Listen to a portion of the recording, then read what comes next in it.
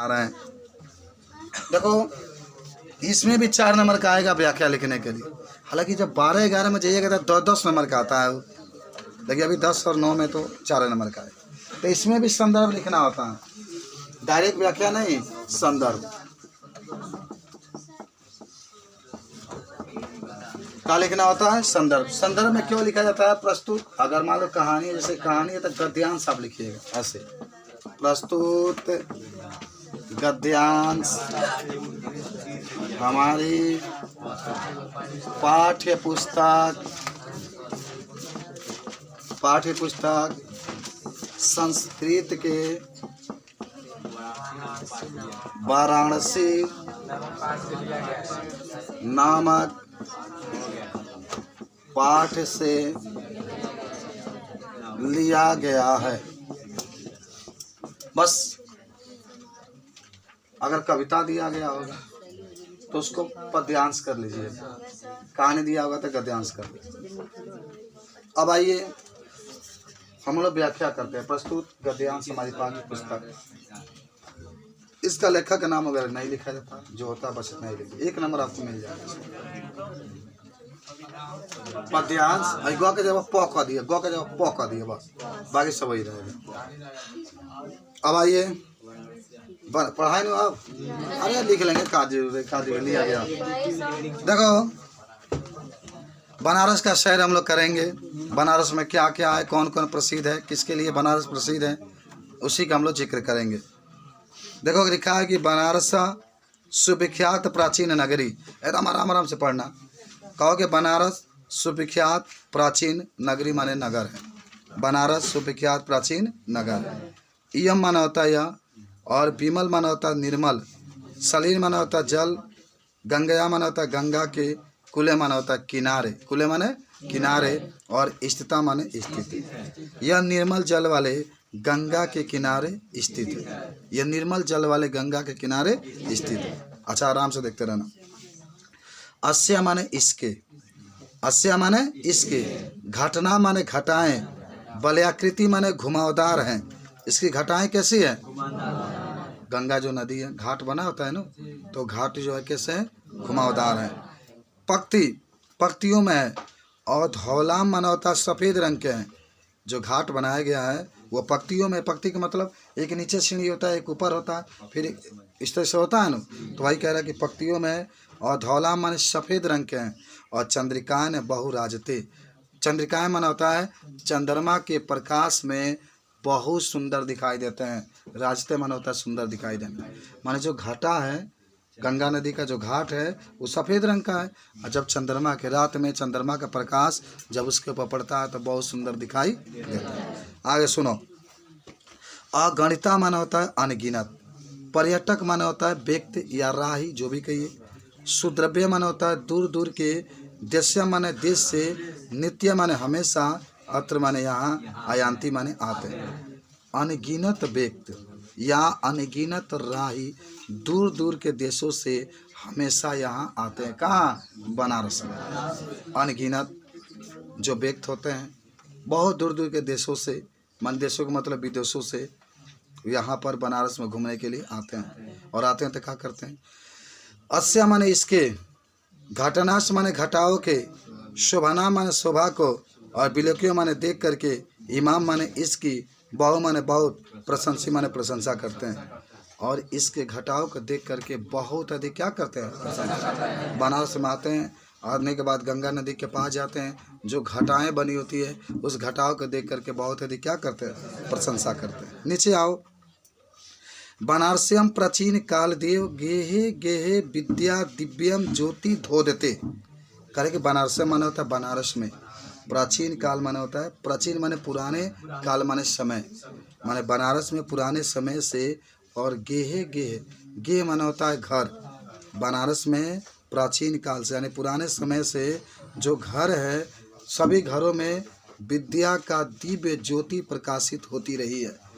जितने भी घर, मन कहने का मतलब है कि बनारस में जितने भी घर हैं सभी घरों में विद्या चलता रहता है, सभी माने विद्या का दीपक जलता रहता है, सभी घरों को लोग विद्वान रहते हैं। आगे देखो। अधुनापि माना होता है आज भी, अधुनापि माने आज भी, अत्र माना होता है वहीं से, संस्कृत वाग्धारा माना होता है संस्कृत वाग्धारा का, सततम माना होता है लगातार, प्रभाती माने प्रवाह होता है। कहेंगे आज भी वहीं से, कहाँ से, बनारस से ही संस्कृत भाषा का लगातार प्रवाह होता है। और जनना माना होता है, जनना माने लोगों का, ज्ञान से माना होता है ज्ञान, और बढ़ती माने बढ़ता है। जहाँ से लोगों का ज्ञान भी क्या होता है, बढ़ता है। जितना अधिक हम लोग ज्ञान को अर्जित करेंगे उतना ही अधिक हमारा ज्ञान बढ़ेगा। आगे सुनो, कह रहा है कि यत्र माने यहाँ, अनेके माने होता है अनेक, आचार्य माने होता है आचार्य, आचार्य माने वही जो अध्यापक को कहा जाता है। मूर्धन्य माने होता है उच्च कोटि के, मूर्धन्य माने उच्च कोटि के। विद्वांसा माना होता है विद्वान, वैदिक माना होता है वैदिक, वादवस माना होता है साहित्य में, अध्ययन माना होता है अध्ययन, अध्यापने माना होता है अध्यापन, और इदानी माने इस प्रकार निरता माने लगे हुए। मन कहेंगे कि अनेक आचार्य और उच्च कोटि के विद्वान वैदिक साहित्य के अध्ययन में और अध्यापन में क्या हुए, लगे हुए, माने लोगों को पढ़ाने में लगे हुए हैं। कह रहा है कि न केवल भारतीय, यहाँ केवल भारतीय ही नहीं, बनारस में केवल भारतीय नहीं, अपितु माने बल्कि, वैदिका माना होता है विदेश के लोग भी, अध्ययनाय माना होता है अध्ययन करने के लिए, अत्र माने यहाँ, आगच्छन्ति माने आते हैं। केवल भारतीय के लोग, केवल भारत के लोग नहीं बल्कि विदेश के लोग भी यहाँ अध्ययन करने के लिए क्या करते हैं, आते हैं।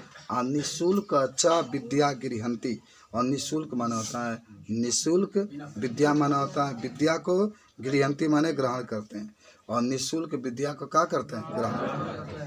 अब सुनो, अत्र माने यहाँ, अत्र माने यहाँ, हिंदू विश्वविद्यालय, संस्कृत विश्वविद्यालय, काशी विद्यापीठम इत्यादि माने इस प्रकार, त्रय माने होता है तीन, विश्वविद्यालय माने विश्वविद्यालय, संति माने है। यहाँ हिंदू विश्वविद्यालय, संस्कृत विश्वविद्यालय, काशी विद्यापीठम, इस प्रकार 3 विश्वविद्यालय हैं। कितने विश्वविद्यालय? 3। आपसे प्रश्न पूछा जाता है कि बनारस में कितने विश्वविद्यालय हैं, तो क्या लिखेंगे, त्रय विश्वविद्यालय संत। और सुनो, येसु माना होता है जिसमें, येसु माने जिसमें, और नवीना माना होता है नए तरीके से, प्राचीनान माना होता है प्राचीन तरीके से, ज्ञान विज्ञान के विषय पर अध्ययन प्रचलती माने अध्ययन चलता रहता है। कह रहा है कि जिसमें, मन कह रहा है कि यहाँ 3 विश्वविद्यालय हैं जिसमें नए तरीके से और प्राचीन तरीके से ज्ञान विज्ञान के विषय पर अध्ययन क्या होता है, चलता रहता है। ज्ञान विज्ञान के विषय पर अध्ययन चलता रहता है। हो जाएगा, नीचे आते हैं। कह रहा है कि ऐसा नगरी भारतीय संस्कृति संस्कृत भाषा केंद्र स्थलम अस्ति, यह ऐसा माने यह नगर भारतीय संस्कृति और संस्कृत भाषा का केंद्र स्थल माने होता है केंद्र स्थल, और अस्थि माने है। ये नगर, कौन नगर, बनारस नगर। बनारस नगर जो है भारतीय संस्कृति और संस्कृत भाषा का क्या है, केंद्र स्थल है। और यू माने होता है यहीं से, युतयो का मतलब क्या होता है, यहीं से संस्कृत वाड्मस्य, देखो जहाँ भी वाड्मस आएगा साहित्य कहिएगा, क्या कहेंगे हम लोग, साहित्य कहेंगे। यहीं से संस्कृत साहित्य का और संस्कृत भाषा का आलोक माना होता है प्रकाशित, सर्वत्र माने सभी जगह होता है। कहेंगे यहीं से, कहाँ से, बनारस से ही संस्कृत साहित्य और संस्कृत भाषा का सभी जगह क्या होता है, प्रवाह होता है। सुनो, एक राजा साहब आ रहे हैं, राजा साहब देखिए, कह रहा है कि मुगल युवराज दारा शिकोह, उनका नाम है जानते हो क्या, दारा शिकोह। कह रहा है कि मुगल युवराज दारा शिकोह अत्रगत्य माने यहाँ आ करके भारतीय दर्शन शास्त्र का अध्ययन अक्रोत माने किए। कह रहा है कि मुगल युवराज दारा शिकोह यहाँ आ करके भारतीय दर्शन शास्त्र का अध्ययन किए। स तेषाम ज्ञानन तथा प्रभावती अभवत, समानवे तेषाम माना होता है इन, ज्ञानन माने ज्ञानों से इतना अधिक प्रभावित हुए कि वे, तेन माने वे, उपनिषदान होता है अपने उपनिषदान का अनुवाद पारसी भाषा में करा लिया। पहले दूसरा भाषा में लिखा गया था, लेकिन जब आए बनारस में आए, और बनारस में आने के बाद जब वो बनारस में रहे, बनारस के ज्ञान को अर्जित किए, तो ज्ञान के अर्जित करने के बाद जो उन्होंने अपना उपनिषदान बनाया था उसको पारसी भाषा में बदल दिया था, पहले दूसरा भाषा में लिखा था। आइए, इयम नगरी विभिन्न धर्मणम संगम स्थली। इयम माने यह, नगरी माने नगर, विविध माना होता विभिन्न, धर्मणम संगम स्थली माना होता धर्मों का संगम स्थली है। यह नगर विभिन्न धर्मों का संगम स्थली है। कह रहा है महात्मा बुद्ध, एकदम आराम से समझ, सभी व्यक्ति का नाम है। महात्मा बुद्ध, तीर्थंकर पशर्वनाथ, शंकराचार्य, कबीर दास, गोस्वामी तुलसीदास, अन्य बहुत से महात्मा अत्र गत्य माने यहाँ आकर के स्वाभिमान माना होता है अपने, और विचारान माना होता है विचारों को प्रसारण माने प्रसारित किए हैं। माने कहेंगे महात्मा बुद्ध, तीर्थंकर पशर्वनाथ, शंकराचार्य, कबीर दास, गोस्वामी तुलसीदास, अन्य बहुत से महात्मा आकर अपने अपने विचारों को क्या किए हैं, प्रसार किए हैं। न केवलम दर्शन, न केवल दर्शन, साहित्य, धर्म, अपितु माना होता है बल्कि कला के क्षेत्र में भी ये नगर विभिन्न कलाओं और शिल्पकारों के लिए पूरे लोकों में प्रसिद्ध है। विस्तृता माना होता है प्रसिद्ध है। कहेंगे न केवल दर्शन, साहित्य, धर्म, बल्कि कला के क्षेत्र में भी ये नगर विभिन्न कलाओं और शिल्पकारों के लिए पूरे लोकों में क्या है, प्रसिद्ध है। और अत्रत्या माना होता है यहाँ की, कौशे साटिका, कौशे माना होता है रेशम की, साटिका माने साड़ियाँ। यहाँ की रेशम की साड़ियाँ पूरे देशों में ग्रहण की जाती है, बेची जाती है। यहाँ की रेशम की साड़ियाँ पूरे देशों में क्या की जाती है, सब लिखा जाएगा ना, आ जाओ नीचे। कह रहा है कि अत्रत्या प्रस्त्या मूर्तिया प्रथिता। अत्रत्या माने यहाँ की, प्रस्तर माने पत्थर की, मूर्तिया माना होता है मूर्ति, प्रथिता माना होता है प्रसिद्ध है। यहाँ की पत्थर की मूर्ति क्या है, प्रसिद्ध है। अत्रत्या माना होता है यहाँ की पत्थर की मूर्ति प्रसिद्ध है। यम निजम माने, यम माने यहाँ, निजम माना होता है आज का, प्राचीन माना होता है प्राचीन, परंपरा भी माने यह जो नगर है वो आज का और प्राचीन दोनों का पालन करती है। तभी तो गीते कवि, तभी तो एक कवि गाते हुए कहते हैं बनारस के बारे में, क्या कहें देखो। मंगलम मरणम, जहाँ मरना का हो मंगलकारी हो, जहाँ मरना मंगलकारी हो, और विभूति भूषणम, जहाँ का भस्म ही आभूषण हो। जहाँ का भस्म, भस्म माने राख, जहाँ का राख ही क्या हो, आभूषण हो। कौपियम, जहाँ कौपियम माना होता है वस्त्र, कौशे माना होता है रेशम की, जहाँ की रेशम की साड़ियाँ या रेशम के वस्त्र बहुत प्रसिद्ध हो। काशी केन पायो मते, उस काशी को कोई नहीं नाप सकता है। देखो ये याद रखना, हो सकता है दे दे आपके सर, तो कैसे लिखेंगे कि मंगलम मरणम, जहाँ मरना मंगलकारी हो, जहाँ का भस्म ही आभूषण हो, जहाँ की रेशम की साड़ियाँ बहुत प्रसिद्ध हो, उस काशी को कोई नहीं नाप सकता है। यही तो है आपकी, एक बार पढ़ाया गया, अगर आ गया तो लिख लेंगे आप। आपका पढ़ाएं, बताइए। आचार्य रामचंद्र शुक्ल का जीवन परिचय याद होगा आपको। सन 1941 ईस्वी में इनका क्या, 1884 ईस्वी में इनका जन्म हुआ था। 1884 ईस्वी में इनका जन्म हुआ था, अगोना नामक ग्राम में हुआ था। इनके पिताजी का नाम था चंद्रबली शुक्ल। हालांकि ये बहुत अधिक पढ़ाई भी किए थे, सुपरवाइजर भी थे, कानूनगो भी थे। और सन 1941 ईस्वी में इनका कहा गया था, 1941 में मर गए थे। 1884 में इनका जन्म हुआ था।